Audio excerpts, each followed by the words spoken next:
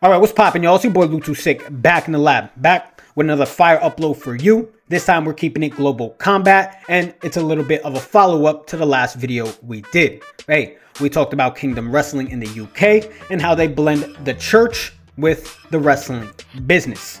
If you missed that, take a listen. In the quiet English town of Shipley, something unexpected is going down inside this centuries-old church. The pews have been cleared, the altar, well, it's now the entrance ramp, and beneath stained glass windows, wrestlers are soaring off the top rope in front of a cheering crowd. This is Wrestling Church, where suplexes meet scripture and salvation sometimes comes with a steel chair. Yeah, it's absolutely crazy. Suplexes under stained glass. The visuals are amazing, and fortunate for me, well, I was able to get in contact with the guy who runs it all, and that is Gareth Angel Thompson. He hit me up, I hit him up in the DMs, and we got together for a one-on-one interview for about 20 minutes. So, this upload will be a complete interview with him, and I hope you guys like it. It's a little bit something new for the channel, something new for you guys. Hey, we're trying to promote people who are spreading the love of combat sports around the world, no matter really what it is: professional wrestling, boxing, MMA, and hey, Gareth Angel Thompson is doing just that. So in this video, in the video description, I'll put the social media links for Kingdom Wrestling and Gareth Thompson. Make sure you give them a follow because they are seriously doing something noble. Without further ado, here's our interview. It's Luke Too Sick. Keep your hands up. Gareth, how you doing today? How's everything going? I'm good, brother. Fresh out of the gym, feeling good. So yeah, I'm all right. Hey man, so that video we did was awesome. It was crazy. The visuals were amazing, man. Like seeing, like I said, body slams under pews, and yeah, you really saw that under the painted glass. Tell me how the idea of this wrestling program first got started. This goes all the way back to 2018, so quite a few years ago. I'd been a Christian for a while, and I'd been a pro wrestler for a while, and I was kind of thinking about like the platforms that I had and how I was sharing my faith within those areas. And in the wrestling world, I was known as a Christian. Like I had wrestlers often asking me to pray with them before and after matches, or if they had stuff going on at home. There wasn't a lot of like mental health support within the world of wrestling at that time, so a lot of these guys were like, well, who am I going to go to? And being a man of God, like they thought I'd be the right guy. So I ended up kind of pastoring this group of wrestlers, and I often shared my own testimony, my life story in different settings. And as soon as I said I was a pro wrestler, people paid attention. So I started seeing there was this blend of these two worlds kind of already happening. So what I wanted to do was to kind of make it really apparent that I'm a Christian who also happens to be a wrestler. Let's do it where I share my story, but in the ring and from the ring and to the audience and to the wrestlers in attendance. And so I had enough contacts to like source a ring and find some wrestlers and put on a show, and connected up with the church that I was doing some work for. And they were like, yeah, we love it, let's do it. They invited in the local community, and it was one of the largest attended events they ever did. So, wow. We got hundreds of people in, all wanting to hear the gospel, all wanting to hear me preach from the ring about my life and what Jesus has done, and watch some wrestling. Mm-hmm. So the two things just went hand in hand. And from 2018, we were doing events all over the country for hundreds of people at a time. And that still happens now. Although we have a base where we do the wrestling church and we add in worship and prayer, and we do Bible stories like in the ring. We actually still tour around quite a lot, doing events all over the country still. Oh, wow, man. So like, yeah, that's really interesting because a lot of times, bro, you see a lot of the times wrestlers take a passion like that and they turn it into a gimmick. No, you turned it into a full-on wrestling promotion. So with that said, was there any guys coming up that you looked at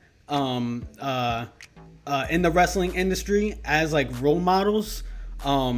Like Yeah. like a Mordecai comes to mind, if you remember him, like back in the day. Yeah.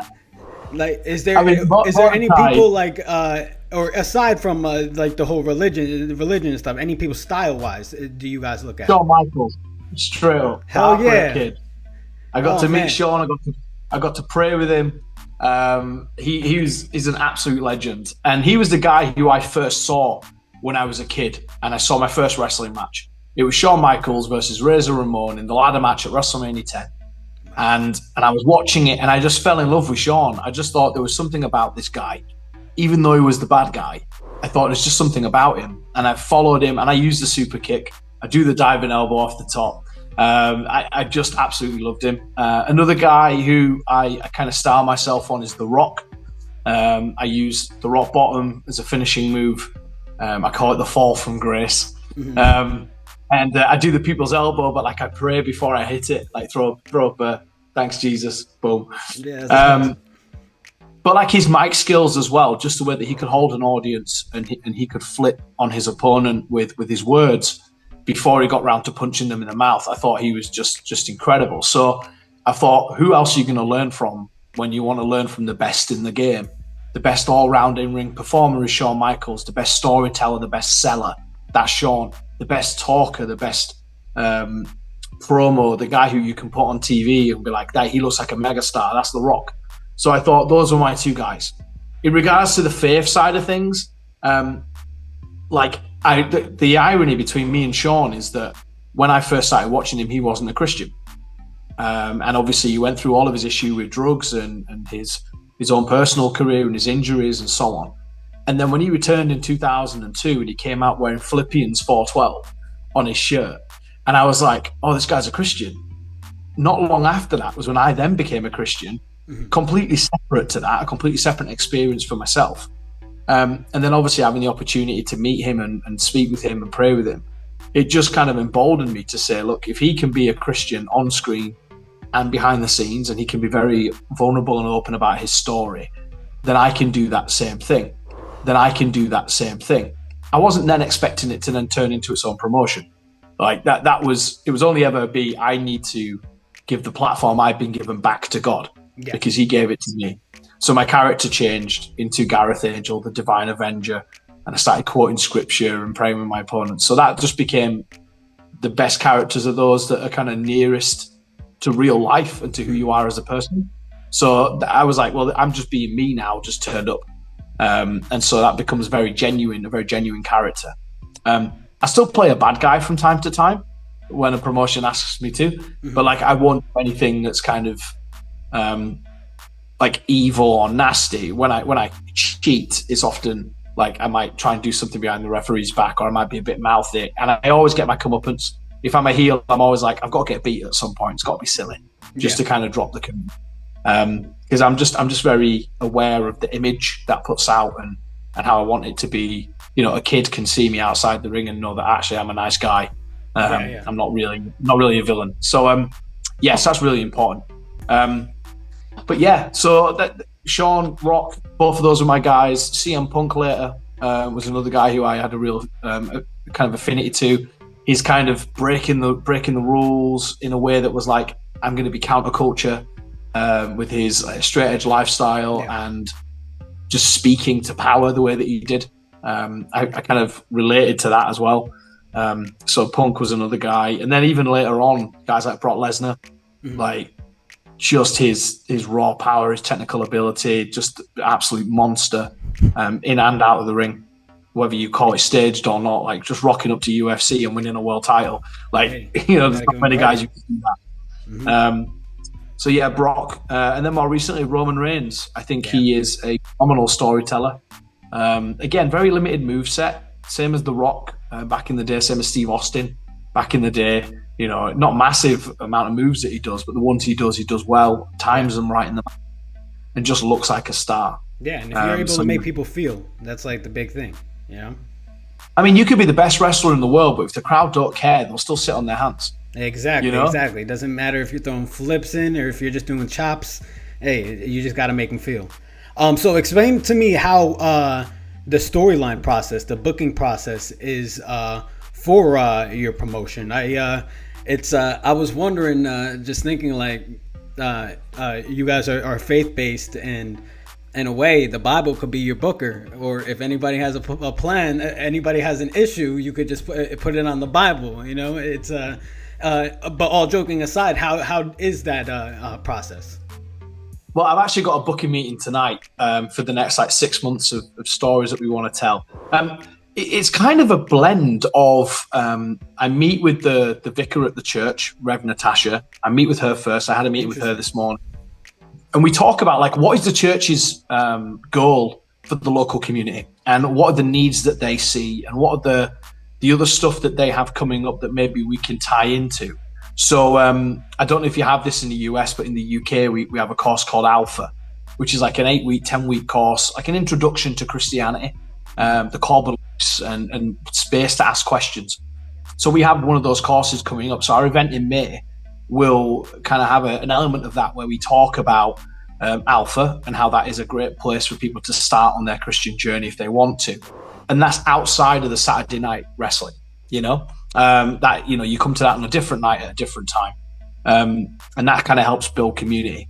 But then also on the next show we have a chain match, so we're gonna have two wrestlers chained together, and that means that we are able to preach on what chains us down in our lives, and what, you know, Jesus is called chain breaker. You know, he can break those chains, chains of addiction, chains of pornography, chains of like all this other stuff that you can kind of tie in. And so we always kind of look at what's the story we can tell. It doesn't always have to be David and Goliath, right? That's a very easy one to tell in the wrestling world.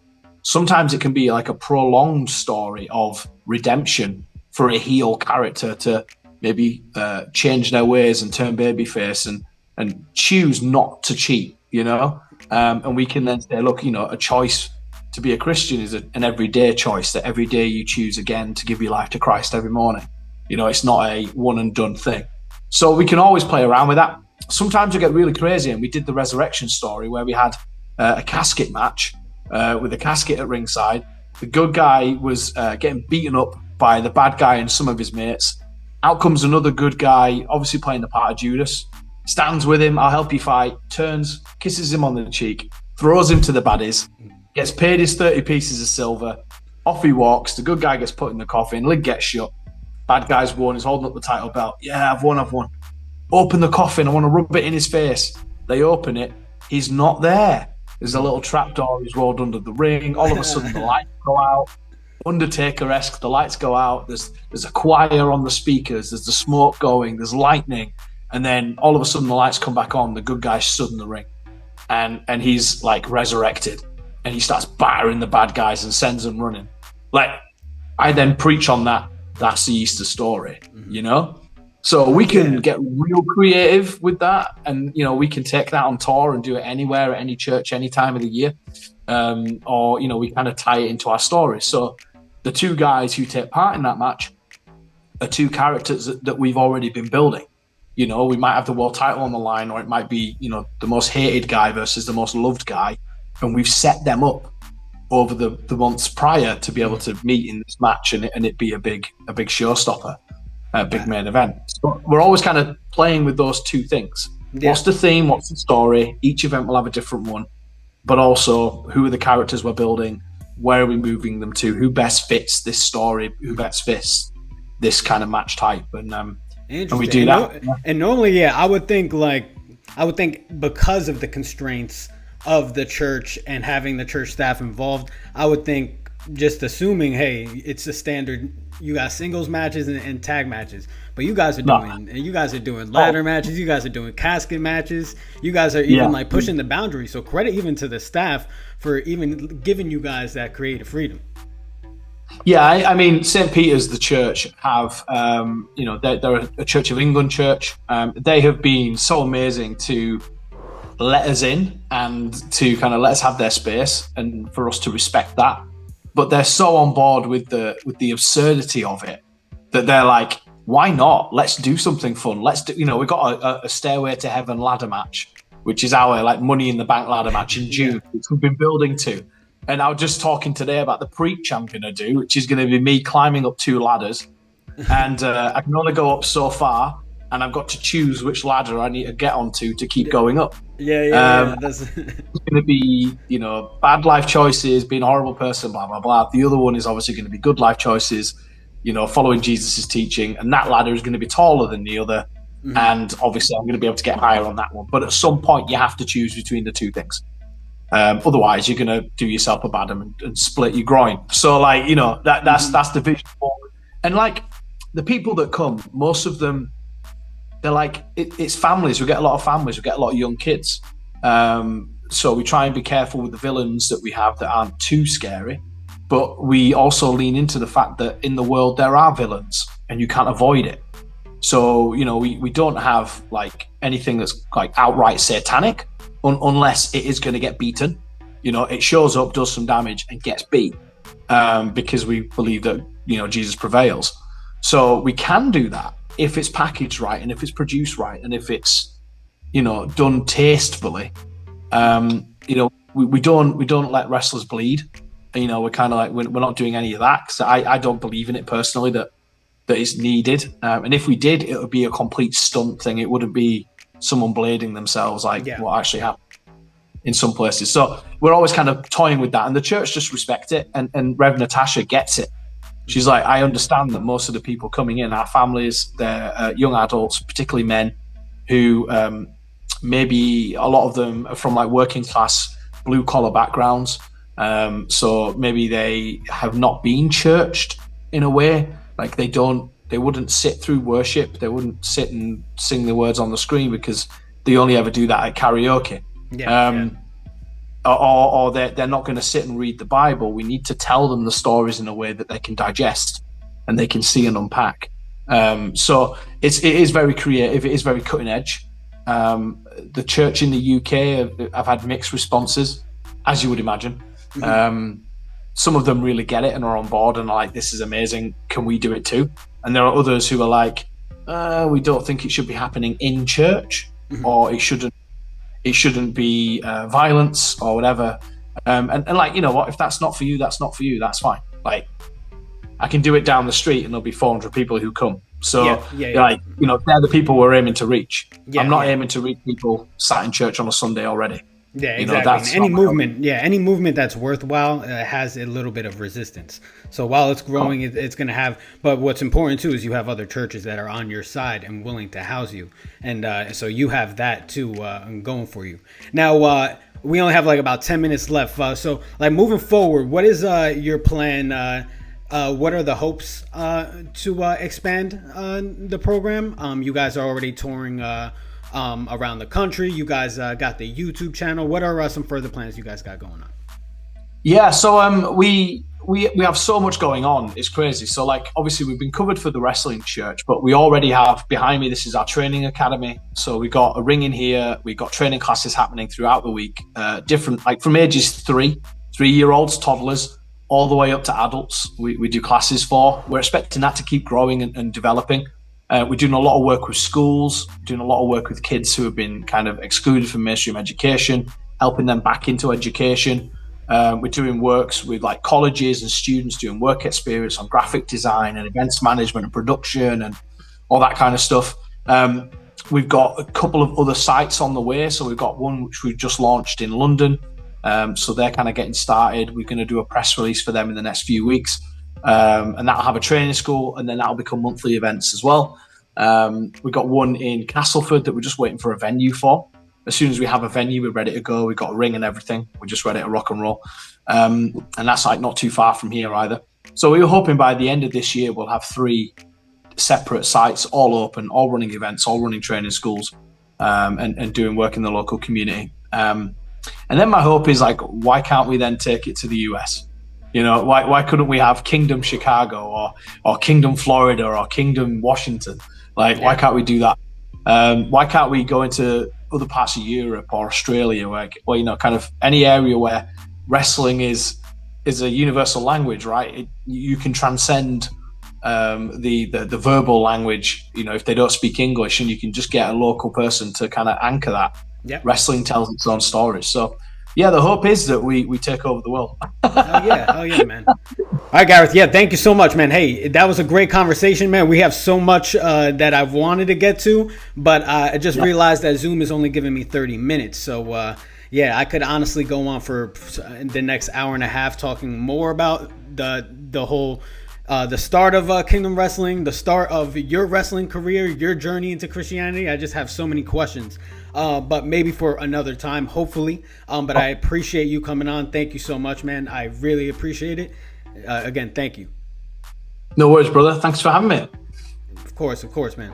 Hey, and there it is, y'all. Our full conversation with Gareth Angel Thompson. Make sure you guys follow and support him, of course, as Kingdom Wrestling as well. A big thank you to Gareth for joining our channel. I would love to have him on again, and hopefully you guys will see him on here again. Hit the comments. Let me know what you guys think about the video. Let's continue our conversation going down there.